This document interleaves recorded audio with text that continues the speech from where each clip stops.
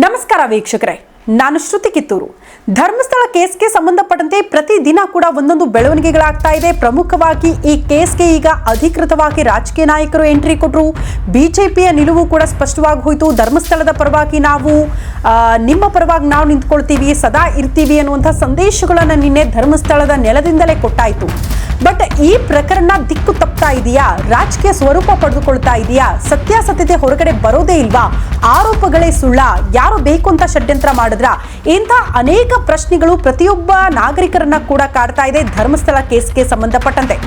ಈ ಪ್ರಶ್ನೆಗಳ ನಡುವೆ ಒಂದೊಂದೇ ಸಾಕ್ಷ್ಯಗಳು ಕೂಡ ಧರ್ಮಸ್ಥಳ ಗ್ರಾಮದಿಂದಲೇ ಹೊರಗಡೆ ಬರ್ತಾ ಇದೆ. ಪ್ರಮುಖವಾಗಿ ಈಗ 2009 ಒಬ್ಬ ಅಪ್ರಾಪ್ತ ಹೆಣ್ಣು ಮಗಳ ಶವದ ವಿಚಾರಕ್ಕೆ ಸಂಬಂಧಪಟ್ಟಂತೆ ಒಂದು ಇಂಟ್ರೆಸ್ಟಿಂಗ್ ಸಾಕ್ಷ್ಯವನ್ನ ನಿಮ್ಮ ಮುಂದೆ ಇಡ್ತೀವಿ.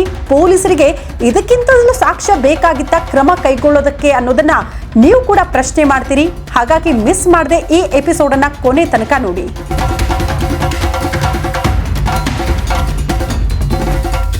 ಪ್ರಮುಖವಾಗಿ ಡೈರೆಕ್ಟ್ ಆಗಿ ಒಂದು ವಿಚಾರಕ್ಕೆ ಬಂದ್ಬಿಡ್ತೀನಿ, ಬಹಳ ಸ್ಪಷ್ಟವಾಗಿ ಹೇಳ್ಬಿಡ್ತೀನಿ. ಹಾಗಾದ್ರೆ ನಿಮ್ಮ ಹತ್ರ ಇರುವಂತಹ ಸಾಕ್ಷ್ಯಗಳು ಏನು, ಯಾವ ಪ್ರಕರಣದ ಬಗ್ಗೆ ನೀವು ಮಾತಾಡ್ತಾ ಇದ್ದೀರಿ ಅಂತ ನೀವು ಯೋಚನೆ ಮಾಡ್ತಾ ಇರಬಹುದು.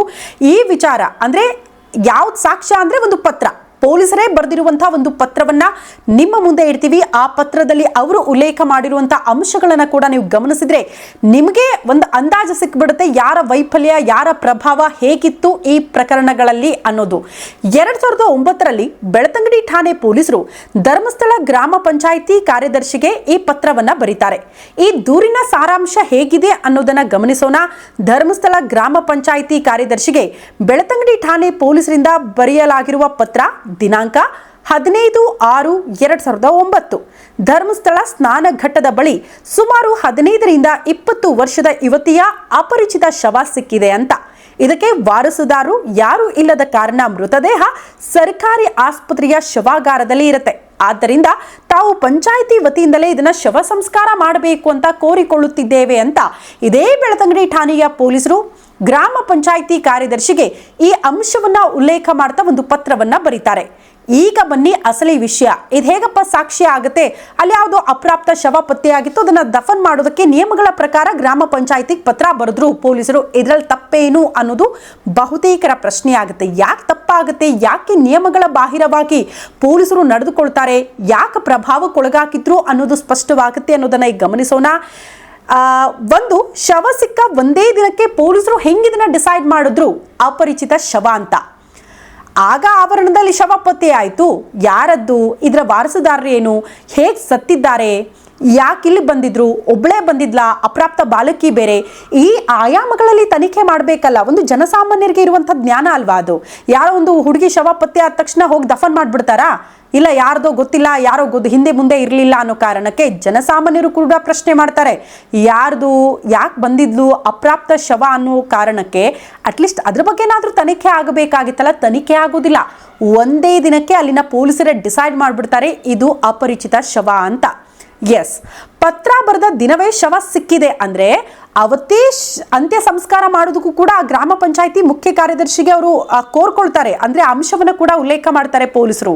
ಹಾಗಾದ್ರೆ ಪೊಲೀಸರು ಅವತ್ತೇ ಶವ ಪತ್ತೆ ಆಗುತ್ತೆ, ಅವತ್ತೇ ಗ್ರಾಮ ಪಂಚಾಯಿತಿ ಮುಖ್ಯ ಕಾರ್ಯದರ್ಶಿಗೆ ಪತ್ರ ಬರೆದು ಇವತ್ತೇ ದಫನ್ ಮಾಡಬೇಕು ಅಂತ ಕೇಳ್ಕೊಂಡಿರುವ ಉದ್ದೇಶ ಏನು? ತತ್ಕ್ಷಣಕ್ಕೆ ಅಲ್ಲಿಂದ ಶವ ಹೋಗ್ಬಿಟ್ರೆ ಸಾಕಪ್ಪ, ದಫನ್ ಆಗ್ಬಿಟ್ರೆ ಸಾಕು ಅನ್ನುವಂಥ ತರಾತುರಿಯಲ್ಲಿ ಪೊಲೀಸರು ಇದ್ರ ಅನ್ನುವಂಥ ಅತಿ ದೊಡ್ಡ ಅನುಮಾನ ಕಾಡುತ್ತೆ.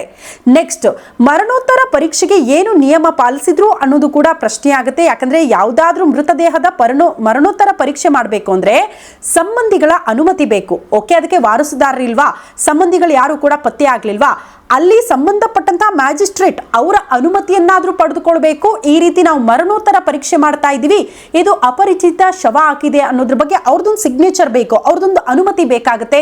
ಆ ನಿಯಮವನ್ನಾದ್ರೂ ಪೊಲೀಸರು ಫಾಲೋ ಮಾಡಿದ್ರಾ? ಇಲ್ಲ ಅನ್ನುವಂತಹ ಉತ್ತರ ಸಿಗುತ್ತೆ. ಮುಂದುವರೆದು ಆ ಶವ ಸಿಕ್ಕ ದಿನವೇ ಅಂತ್ಯ ಸಂಸ್ಕಾರ ಮಾಡುವ ಅಧಿಕಾರ ಗ್ರಾಮ ಪಂಚಾಯಿತಿಯವರಿಗೆ ಯಾರು ಕೊಟ್ರು ಅನ್ನೋದು ಬಹುದೊಡ್ಡ ಪ್ರಶ್ನೆ ಆಗುತ್ತೆ.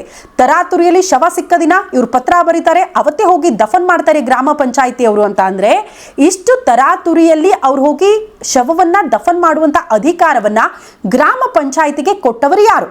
ಯಾರೋ ಪ್ರಭಾವಿಗಳು ಹಾಗಾದ್ರೆ ಅವ್ರನ್ನ ನಡೆಸ್ತಿದ್ರಾ? ಅವರ ಒತ್ತಡಕ್ಕೆ ಮಾಡೋದು ಕೆಲಸ ಮಾಡ್ತಾ ಇದ್ರಾ? ನಿಯಮಗಳ ಪ್ರಕಾರ ಯಾಕೆ ಕೆಲಸಗಳು ಆಗಲಿಲ್ಲ ಅನ್ನೋದು ಕೂಡ ಬಹುದೊಡ್ಡ ಪ್ರಶ್ನೆ ಆಗುತ್ತೆ. ಯಾವುದೇ ಅಪರಿಚಿತ ಶವ ಸಿಕ್ಕರೆ ಅದಕ್ಕೆ ಸಂಬಂಧಿಸಿ ಕೂಲಂಕುಷ ತನಿಖೆ ಆಗಬೇಕು. ಸಂಬಂಧಪಟ್ಟವರು ಯಾರು ಇಲ್ಲದೆ ಇದ್ದಾಗ ಕೋರ್ಟ್ ಅನುಮತಿ ಪಡೆದುಕೊಂಡು ಶವ ಸಂಸ್ಕಾರ ಮಾಡಬೇಕು. ಆದ್ರೆ ಪಂಚಾಯಿತಿಯವರು ಏಕಾಏಕಿ ಪತ್ರ ಬಂತು ಅನ್ನೋ ಕಾರಣಕ್ಕೆ ಒಂದೇ ಒಂದು ದಿನಕ್ಕೆ ಹೋಗಿ ಆ ಶವಗಳನ್ನ ದಫನ್ ಮಾಡಿದ್ದು ಯಾಕೆ ಅನ್ನೋದು ಕೂಡ ಬಹುದೊಡ್ಡ ಪ್ರಶ್ನೆ. ಕೋರ್ಟ್ ಅನುಮತಿ ಇರಲಿಲ್ಲ, ಸಂಬಂಧಪಟ್ಟವರ ಹುಡುಕಾಟ ಆಗಲಿಲ್ಲ, ಆ ಅಪ್ರಾಪ್ತ ಹೆಣ್ಣು ಮಗಳ ಹಿನ್ನೆಲೆ ಬಗ್ಗೆ ಮಾಹಿತಿ ಕಲೆ ಹಾಕಲಿಲ್ಲ. ಯಾಕೆ ಇಷ್ಟು ತರಾತುರಿಯಲ್ಲಿ ಒಬ್ಬ ಅಪ್ರಾಪ್ತ ಹೆಣ್ಣು ಮಗಳ ಶವವನ್ನ ದಫನ್ ಮಾಡಿದ್ರು ಅನ್ನೋದು ಕೂಡ ಬಹುದೊಡ್ಡ ಪ್ರಶ್ನೆ ಆಗುತ್ತೆ. ಹೀಗಾಗಿ ಇದನ್ನ ಅತಿ ದೊಡ್ಡ ಪ್ರಬಲ ಸಾಕ್ಷ್ಯ ಅಂತ ಯಾಕೆ ಆರಂಭದಲ್ಲೇ ಹೇಳ್ಬಿಟ್ಟೆ ಅಂದ್ರೆ, ಪೊಲೀಸರೇ ಬಿಟ್ಕೊಟ್ಟಿದ್ದಾರೆ ಈ ಸಾಕ್ಷ್ಯವನ್ನ. ನೋಡಿ, ನಮ್ಮ ಹತ್ರ ಎಲ್ಲದಕ್ಕೂ ದಾಖಲೆಗಳಿದೆ, ಶವಗಳನ್ನ ಅಂತ್ಯ ಸಂಸ್ಕಾರ ಮಾಡಿರೋದಕ್ಕೆ ಅಂತ ಒಂದು ಗ್ರಾಮ ಪಂಚಾಯಿತಿ ಅಲ್ಲಿನ ಅಧ್ಯಕ್ಷರು ಬಂದು ಹೇಳಿದ್ರಲ್ಲ, ಈ ರೀತಿ ಅಪರಿಚಿತ ವ್ಯಕ್ತಿ ಬಂದು ದೂರು ಕೊಡೋದಕ್ಕೆ ಮುಂದೆ ಬಂದಾಗ ನಿಮ್ಮ ಹತ್ರ ದಾಖಲೆಗಳಿರಬಹುದು, ಆದರೆ ಅಲ್ಲಿ ಪತ್ತೆ ಆಗಿರುವಂತಹ ಹೆಣ್ಣು ಮಕ್ಕಳ ಶವ ಅಥವಾ ಅನಾಥ ಶವಗಳ ಬಗ್ಗೆ ಎಷ್ಟರ ಮಟ್ಟಿಗೆ ಅಲ್ಲಿನ ಪೊಲೀಸರು ತನಿಖೆ ಮಾಡಿದ್ರು, ಯಾವುದ್ರ ಬಗ್ಗೆ ಹುಡುಕಾಟ ಮಾಡಿದ್ರು, ಕೊಲೆ ಆಗಿದ್ರು ಅದ್ರ ಬಗ್ಗೆ ತನಿಖೆಗಳಾಗ್ತಿರ್ಲಿಲ್ಲ. ಒಬ್ಬ ಅಪ್ರಾಪ್ತ ಹೆಣ್ಣು ಮಗಳು ಅನ್ನೋ ಕಾರಣಕ್ಕೂ ಕೂಡ ಆಕೆಯ ಬಗ್ಗೆ ಮಾಹಿತಿ ಪಡೆದುಕೊಳ್ತಾ ಇರಲಿಲ್ಲ. ಜಸ್ಟ್ ದಾಖಲೆಗಳನ್ನ ಇಟ್ಟುಕೊಳ್ಳುವ ಭರದಲ್ಲಿ ನೀವು ತರಾತುರಿಯಲ್ಲಿ ಅಲ್ಲಿಂದ ಶವಗಳನ್ನ ಸಾಗಾಟ ಮಾಡಿ ದಫನ್ ಮಾಡಿಬಿಟ್ರ, ನಿಯಮಗಳನ್ನ ಗಾಳಿಗೆ ತೂರಿ ಅನ್ನೋದು ಬಹುದೊಡ್ಡ ಪ್ರಶ್ನೆ ಆಗುತ್ತೆ. ನಿಮ್ಮ ಹತ್ರ ದಾಖಲೆಗಳಿರಬಹುದು, ಬಟ್ ಎಷ್ಟು ನಿಯಮಗಳನ್ನ ಫಾಲೋ ಮಾಡಿ ನೀವು ಆ ಶವಗಳನ್ನ ದಫನ್ ಮಾಡಿದ್ರಿ ಅನ್ನೋದು ಕೂಡ ಮೇನ್ ಪ್ರಶ್ನೆ ಆಗುತ್ತೆ. ಹಾಗಾಗಿ ಅದೆಲ್ಲದಕ್ಕೂ ಕೂಡ ಮೋಸ್ಟ್ಲಿ ಅಲ್ಲಿನ ಬೆಳತಂಗಡಿ ಪೊಲೀಸರು, ಗ್ರಾಮ ಪಂಚಾಯಿತಿಯ ಸದಸ್ಯರುಗಳೇ ಉತ್ತರ ಕೊಡಬೇಕು ಅಂತ ಅನ್ಸುತ್ತೆ. ಯಾರ ಅಣತಿಯಂತೆ ನೀವೆಲ್ಲ ಕೆಲಸ ಮಾಡ್ತಾ ಇದ್ರಿ, ಹೆಂಗೆ ಈ ಶವಗಳನ್ನ ದಫನ್ ಮಾಡಿದ್ರಿ, ಹೇಗೆ ನಿಯಮಗಳನ್ನ ಫಾಲೋ ಮಾಡಲಿಲ್ಲ, ಯಾರು ಹಾಗಾದ್ರೆ ಶ್ರೀರಕ್ಷೆ ನಿಮ್ಮನ್ನೆಲ್ಲ ಕಾಪಾಡ್ತಾ ಇತ್ತು ಅನ್ನೋದು ಕೂಡ ಬಹುದೊಡ್ಡ ಪ್ರಶ್ನೆ. ನೀವುಗಳೇ ಅದಕ್ಕೆ ಉತ್ತರ ಕೊಡಬೇಕಾಗುತ್ತೆ. ಈ ಮಾಹಿತಿ ಇಷ್ಟವಾಗಿದ್ರೆ ನ್ಯೂಸ್ ಬಿಟ್ ಲೈವ್ಗೆ ಸಬ್ಸ್ಕ್ರೈಬ್ ಆಗಿ ಸಪೋರ್ಟ್ ಮಾಡಿ. ಮುಂದಿನ ಸಂಚಿಕೆಯಲ್ಲಿ ಮತ್ತೊಂದು ಮಾಹಿತಿ ಹೊತ್ತು ನಿಮ್ಮ ಮುಂದೆ ಬರ್ತೀವಿ. ಅಲ್ಲಿ ತನಕ ನಮಸ್ಕಾರ.